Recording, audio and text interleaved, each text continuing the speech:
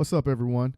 Welcome to the 𝐬𝐤𝐤 Tactical channel. My name is Michael Woodland, and today we're going to be talking to Kevin Dixie about the truth.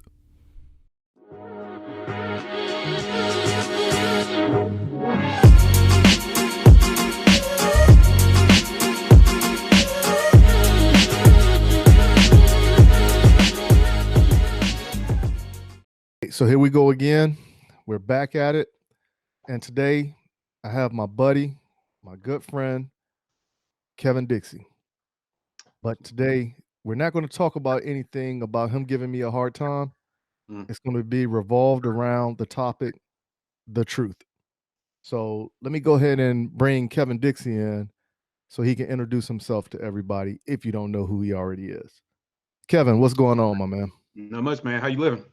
Hey, I'm trying to live large, trying to get on your platform. Oh no, you don't want to be over here. It's a bunch of mess.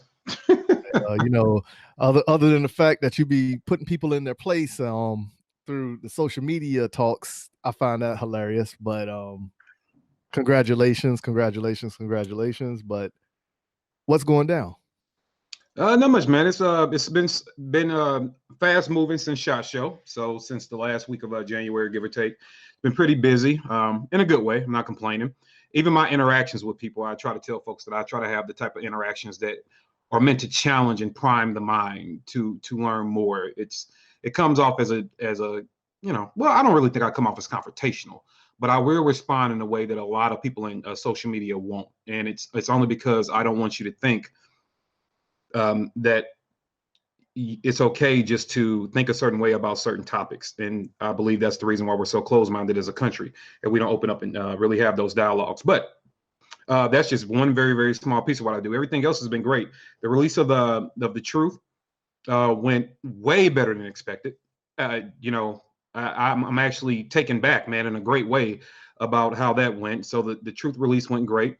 So now let's back up a little bit, where you have stated that, you know, you like to have the conversation in the gun community that people find it difficult to have. Absolutely. So what brought this concept about, starting with why did you decide to bring that about? Well, you know, man, honestly, it started really organically. So when I first decided to turn on a camera, if you will, right? When I decided to turn on the camera and talk and show people what I do and all those things, I didn't have any expectations. I didn't. It was just close to 3 years ago now. I didn't have any expectations. I just wanted to talk to America. That's all I wanted to do, and I just wanted to share my opinion. I was thinking maybe just my Facebook friends and my personal page will be the people I interact with. That's all I had aspirations for. But when I started talking about community healing and being, against gun control, and for stated reasons, not just, oh, I'm against it. Like, I would bring out a lot of reasons why. I started to notice that the word spread. Like, okay, here's somebody that cares about community, that's trying to get back, that's trying to fix the problems that exist, because I'm not about excuses, I'm about resolutions. And at the same time is what I believe people were shocked by, is to find out that I was pro-gun. And, because normally community outreach and those things are reserved toward the mentality of people that may not be pro-gun. So when you see that, people are like, oh, that's great work, but he's probably not into freedom the way we are. And I think when the community found that out, they were all on board. And everything is authentic. I'm not faking it. I am very pro-gun, but I'm going to cite you reasons of why. But what I noticed as I was having all types of Americans behind me in the mission to talk and have that dialogue and that conversation, why gun control is not a good thing, and why we need to be investing back into people and doing a community outreach to aiming for the truth. Both of those dualities, I started to notice that the concerns that even I had before I cut on the camera, but the concerns of people all across the country were valid. Now, you can't pin that on an entire group of people. You can't say all the 2A people. That's not fair, right? At the same time, there is enough of them that are really close-minded, that they say, and I've started to call them patriots. They believe they're patriots, but they're really not. And these patriots basically have a mentality of, they'll tell you that they want inclusion. We want everybody to understand their God-given rights in this country. We want everybody to understand wide gun control is bad. We want everybody to have understanding of freedom. Now, all those things I'm with 110%. I help say those things. I am a proponent of those things. At the same time, what I noticed is that for the Patriots, a lot of that inclusion was really conformity. So we do want you to be included in this fight we're in, but we want you to do it our way. Right. So it's for you, but don't bring your cultural issues with you. Don't bring your opinion if it's not 2A rocks, everything else sucks, you know, along those lines.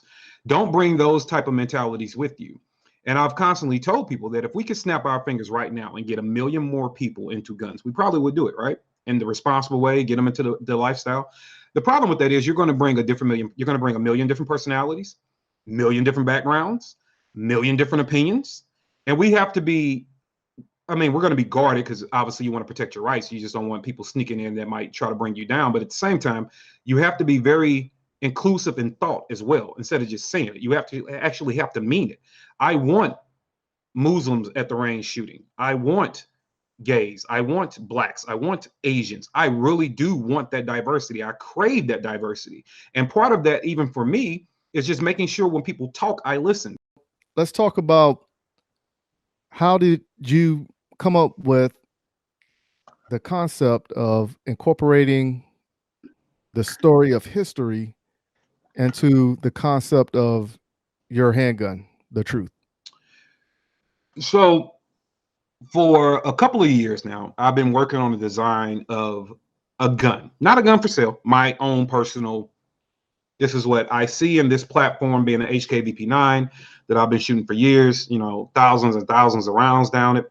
I'm like, you know, these are the things, great gun, but these are the things I would change. And I've been doing that for a couple of years, and I kind of sat back and hadn't really pushed the button on it yet, just getting my one gun done.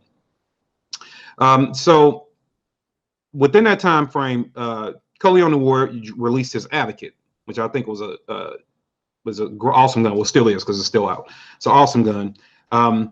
A little while after he did that, Ken Scott released the Provectus Group Elite, or the Provectus Elite, and I'm like, wow. So I study things in a kind of a different fashion, and one of the things that I absorbed was these guys that, you know, I consider peers, they're releasing guns. Like, I get it that we can design them, but so that's what we're able to do now. Like, I didn't. It just kind of was like kind of humbling, but I was proud of them. Like, this is awesome. So I did a funny post. It's the meme of Pablo Escobar from Narcos sitting on the park bench looking sad. I just love that meme. So he's sitting there looking sad, and I put above it, the caption was, "When all your friends have signature handguns, but you don't." Right. Right. And, I remember that one. Yeah. And then below the post, I started giving praise to the guns as they deserved, right? To both different platforms. And my my good buddy with MLS Customs sent me an inbox, a DM on IG, and was like, to sum it up, he was like, "So what the heck are you waiting on?" And I'm looking at that inbox like, first of all, don't come over here inspiring me. That's my job. Don't be coming over here trying to inspire me. But he kept at me. He was like, "No, let's do it." So he was already good friends with J&L Machining. So we all got on a call, and I was like, all right. And next thing you know, I submitted the plans that I've been working on for 2 years for my own gun over to him. We talked, we went back and forth, got some things better. We changed some things up. Obviously, those two guys being engineers, they had a little input, so we went back and forth. We finally got the design down, and I was like, cool. So the gun's coming along. Then I just said, I was sitting in my house one day, man, and I was really taken back. I'm like, all right, you've been blessed. You know, God has given you grace and mercy to be able to be in a position to release a platform. Expect very moderate sales, right? Be very cautious with that. Don't expect the world. 2, what is this gun really going to say about you, besides the fact you're a gun instructor, you know, you like firearms? Yeah, so you got a good machine. Nobody's going to question the machine. But is it you? And I just sat there, and I have been thinking about doing a case just for me too, right? And I was just like, you know what, man? I'm telling you, it's probably a week and a half, and I was just going back and forth with it, and I was like, I want to change things up. I don't want to be another guy just to put out a gun. I want to also do what I do on a regular basis. And I need to make that happen in the gun, which is expose people to a different way of thinking, promote the Second Amendment, and do it in an educational way. And so the floodgates of the thoughts opened. I got in touch with my buddy over at Carolina Custom Phone, and we sat on the phone collectively, probably for over the span of maybe 5 or 6 times, maybe 9 or 10 hours. And we banged those cases out because I wanted to tell the story of why gun control was bad, not just verbally. I wanted you to see the imagery. I wanted when somebody opened the case, it was, you didn't even want to pick up the gun right away. You just wanted to absorb the case. The gun is part of the case. They are one unit. But I don't want you to be in a rush to go pow pow so quick. I want you to sit there and absorb. I want you to have conversations behind that. And that's exactly what the guns have done. Before people even got them in their hands, that's exactly what they've done. They got America to talking. So that's what I wanted to do. And so I decided to tell 2 stories. And the 2 stories, one is of the Underground Railroad and one is of Black Wall Street, Tulsa, Oklahoma, 1921. And in telling those stories, the cases, you know, walk you through a visual interpretation of what happened, and to tell the story about why. So we you know, the thing we've been saying over the last couple of years is all gun control is racist. Okay, that sounds good. Why?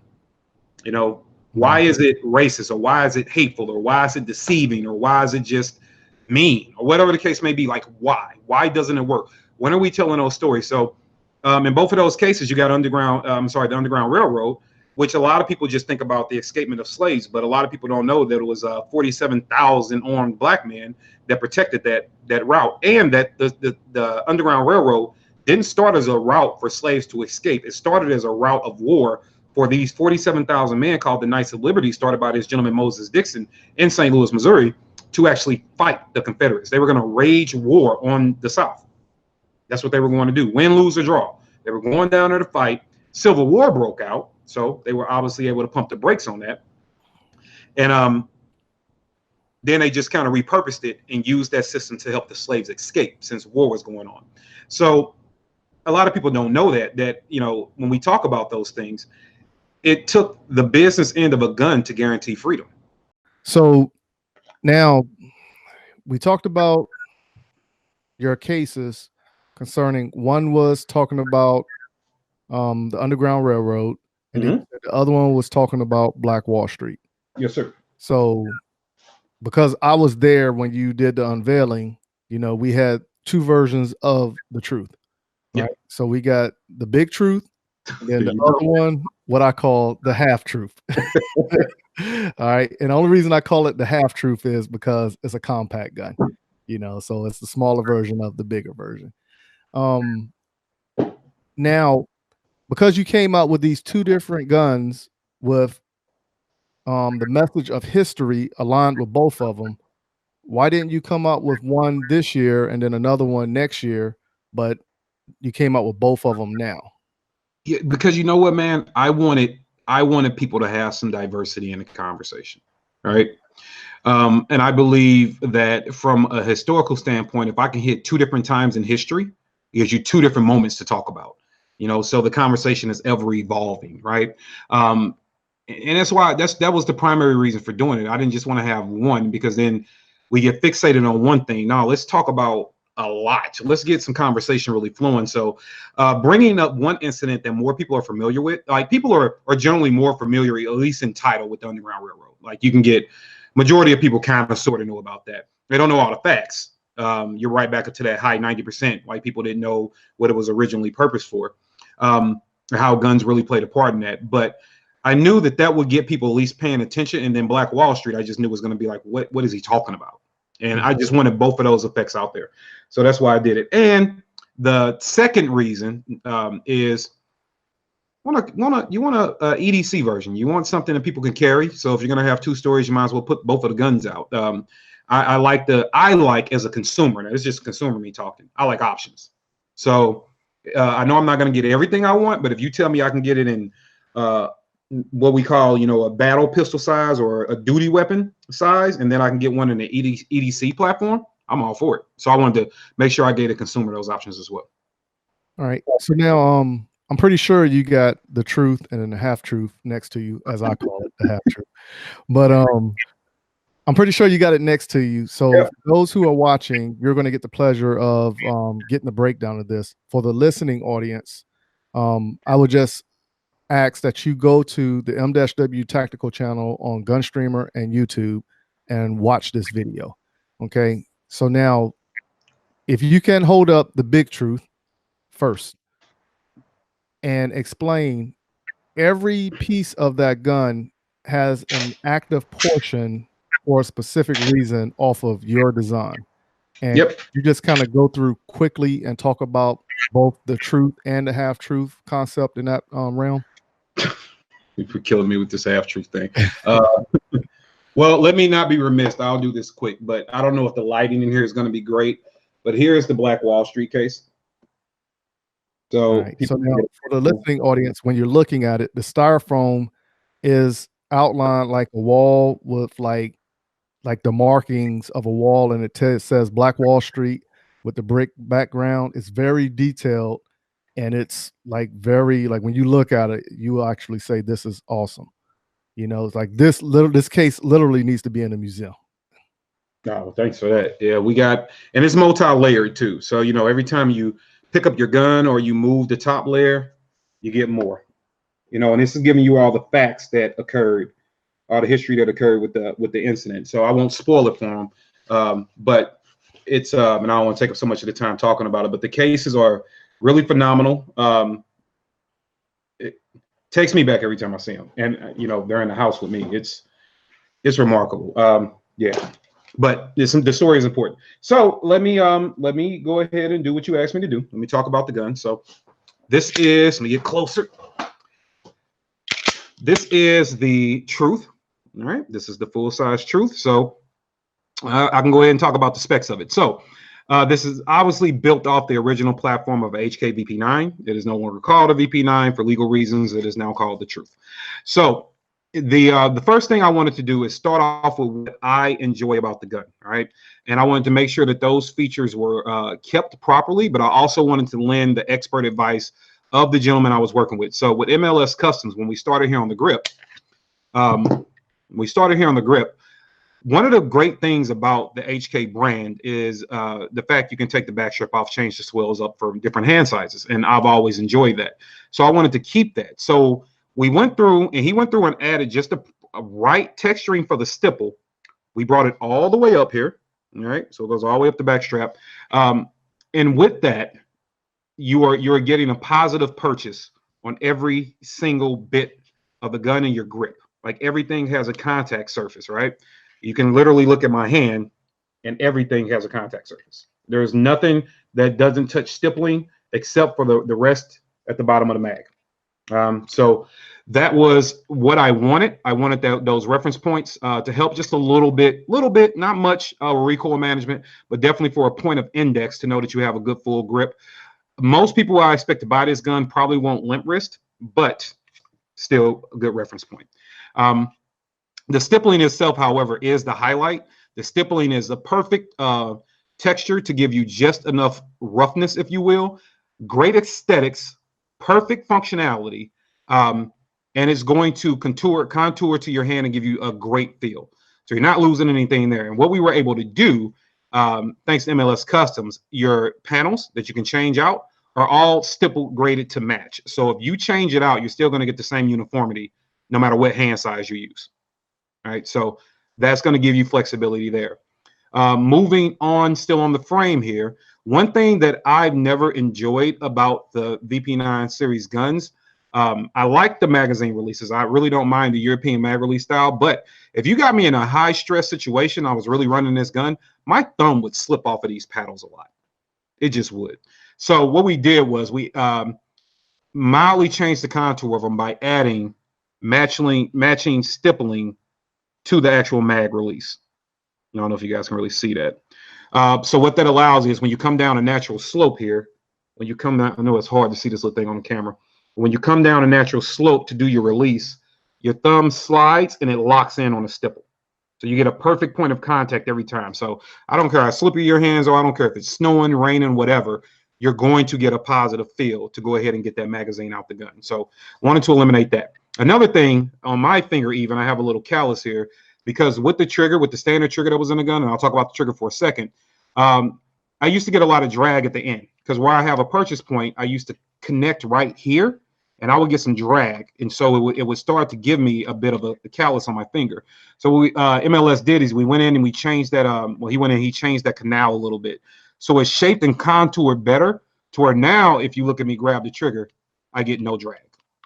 All right. So it's contoured just right. You're not going to get that finger drag at the bottom now. So he made sure he did a great job with that. I wasn't even paying attention to that. I was willing to deal with the callus, but he was like, nah, want to get that out of there. So that's definitely something that he threw in the box. The trigger here is I'm sorry, under the trigger guard, we have support hand reference contact with stippling as well down there. The trigger is a Lobos Industries trigger. It is flat face still. It's still considered a flat face aluminum trigger with a red safety shoe on it. The triggers out the box on a BP9s are good to me. I really don't have a problem with them, but they can be better. But out the box, I think they're one of the best triggers you can get. But adding this flat face aluminum trigger in is going to give you a cleaner break, a better reset, and it's just going to make your shooting just more enjoyable, I believe. So we wanted to give that luxury edition. So it's kind of like you had a great Chevy, but we went on and made it a Cadillac and just, really got it upgraded for you, put a couple extra bells and whistles and gave you a great trigger to work with. I can talk about the optional thing that's on the frame here. So this particular piece, the light, does not come with the gun unless you can order it though. But this is the M-Force APL. This is the Gen 3 400 lumen light. I personally believe, and this is a debate you can always have, the reason why we want M-Force, first of all, they're great people. They've always helped out with the community givebacks. They are a true American company and they do great work, and the guys are just great people. Plus, they make a great product.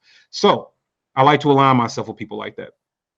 The 400 lumen light, majority of people will use this for range training. I mean, it's a fighting gun, but let's face it, everyday common use is going to be home defense or taking it out to the range. 400 lumens is going to be plenty to get done what you need done. Now, if you want something that's casting out, 1200 lumens, knock yourself out.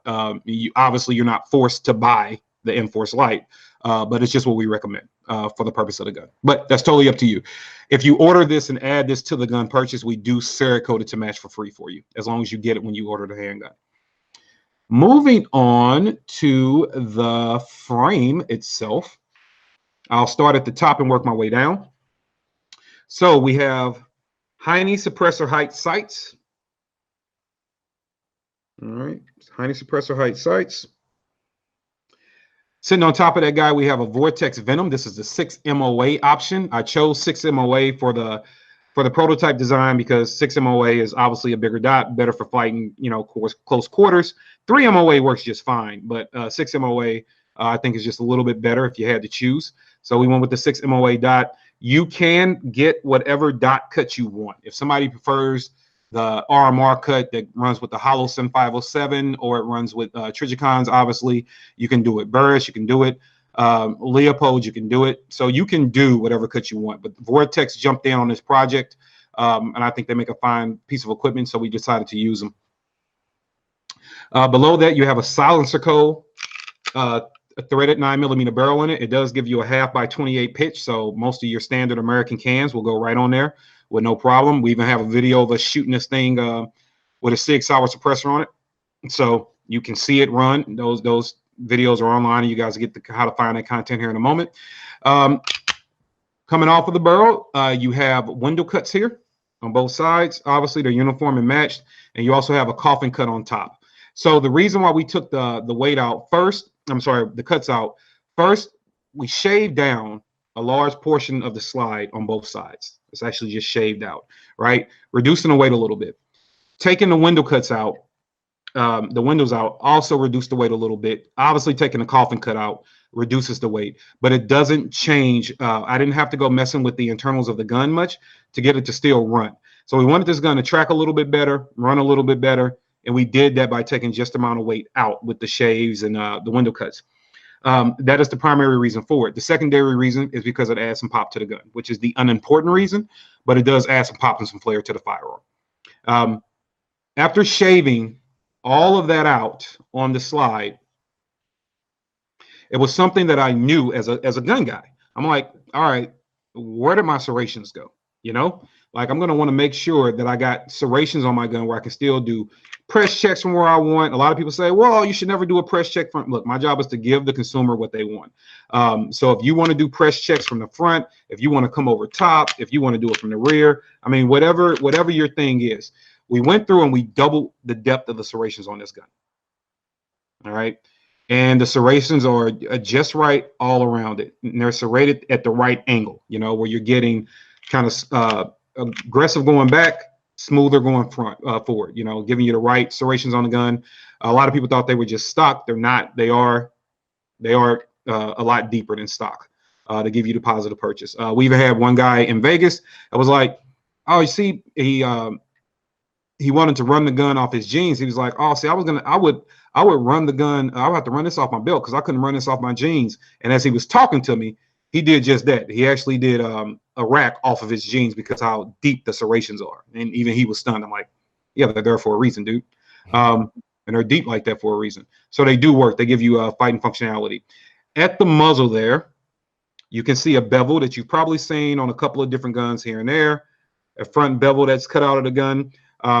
And what that's for, and what I'm telling people it's for, because it makes perfect sense, and I've always said it, is that when you have those, I've seen plenty of guys in my classes and other schools try to do one-handed manipulation, and when they go trying to use the gun itself as forceful energy to get that action going, I've seen a lot of guys hit and slam their barrels, right, against a concrete post or in a car the wrong way. And you know, if you got to hit something pretty hard, but if you damage that barrel, your gun's out the fight, especially the crown of it. I mean, you're done, right? So here, these contact points actually serve as a great perch. So as long as you find a decent corner or edge, you actually just press it right there instead of actually risking your barrel, and you can do a positive action right off of that purchase point without damaging your barrel. You might scar up the gun, but who cares? Your barrel will still be it'll still be a fighting weapon. So what else do we have here? We got a couple of aesthetic designs. Obviously, the truth on that side. I did when the machinist was designing this, he did ask like, "Hey, these. I know we're pretty much done with the gun, man, but I think these 3 dots will really make it pop, right?" So I'm like, "Well, 3 dots, huh? Okay."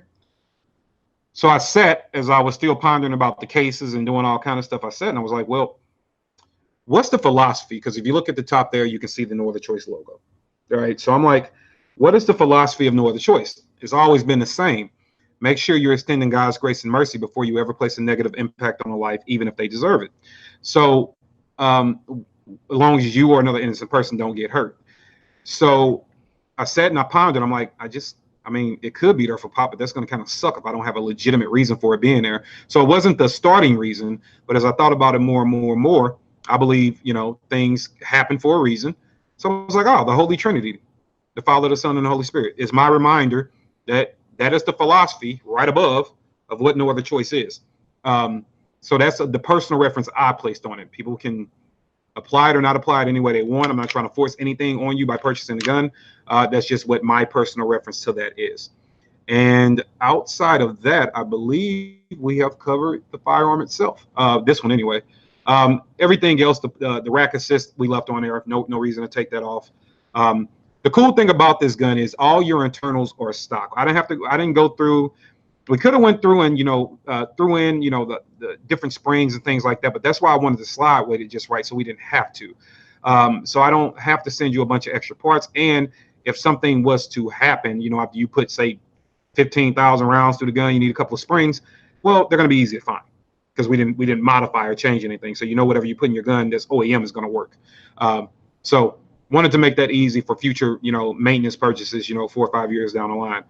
And that, sir, I believe is the full rundown of the Truth pistol. All right. Now, can you hold up the Half Truth next to the Truth and show the comparison of the two? The gun is called the Truth C. The compact. They keep calling my baby that Half Truth. So hold on, let me put this down for a sec. Make sure I get this buddy all cleared up. All right, so all the design featuristics are the same. So it's just on a smaller platform. So this is the Truth C. Let me give it a little camera time by itself. So this is the Truth C. This gun does come compensated. Okay. This is the Truth C. Essentially the same gun in a compact form, and we added a compensated muzzle here. There is no red dot cut on this one. If that is your thing, we can add it. It's just not on the prototype. But these are the guns. Truth and the Truth C. I must say that's a beautiful platform. And through conversations that me and Kevin had, I had asked about different options concerning both of the Truth and the Truth Compact. Is that it comes black and red, as you can see right now, but if you choose not to have it in that color option, you can get it all black. Mm-hmm. And there was something else with the options you had told me, and I can't remember right now. A few different things. So like on the, since I got the C up here, give people more camera time with it. So like on this guy, if you decided you didn't want to compensate it, you don't have to get it compensated, right? If you want a red dot cut, you can add a red dot cut. Other than that, some of those options are going to be there for you. You can get it in all black, and that will be it on this one. I mean, your frame is going to be what it is. Your slide is going to be what it is. But you definitely can. We have a couple of different sight options for you. You can obviously, if you wanted to do, like I said, the red dot add on to this guy, you could. On the full size guy, you can do him. The base model will come with no RMR cut, standard sights. You can get the base model if you chose to get it get it compensated or not. So we can compensate the barrel, or we can leave it standard for you. And then obviously if you get a compensated barrel, it won't be threaded, so you can take that off. And those will be the only options that you will be able to do to the gun. So it does give you some flexibility, and obviously you can put whatever red dot you want on top. And for this one, I know a lot of people, I was hesitant to go with the Venom cut for a while because I couldn't find somebody with cover plates, but we actually do have cover plates for these. Gotcha. Now, what if I actually own a VP9 and I want to send it in to get the Truth conversion? That is very possible. You just make a deposit, and we'll take your gun in, and we will turn your gun into the Truth, and you will get your gun back. If you send your gun in, obviously we're going to discount what we pay for the gun, so we're going to take that off, and your gun will come back wrapped as the Truth, no different than if you bought it brand spank new. So it will come back completely packaged different, everything. So don't send it in a box you want back. All right. So now, where can people go and order the Truth and get the Truth and all that good stuff about the Truth? So right now we are a little bit ahead. By the time this comes out, we're still going to be a couple of weeks ahead of the actual website being up and running. So right now there are a couple of different things you can do. If you hear this in the next couple of days, and you're like, yeah, I want that gun and I want it now.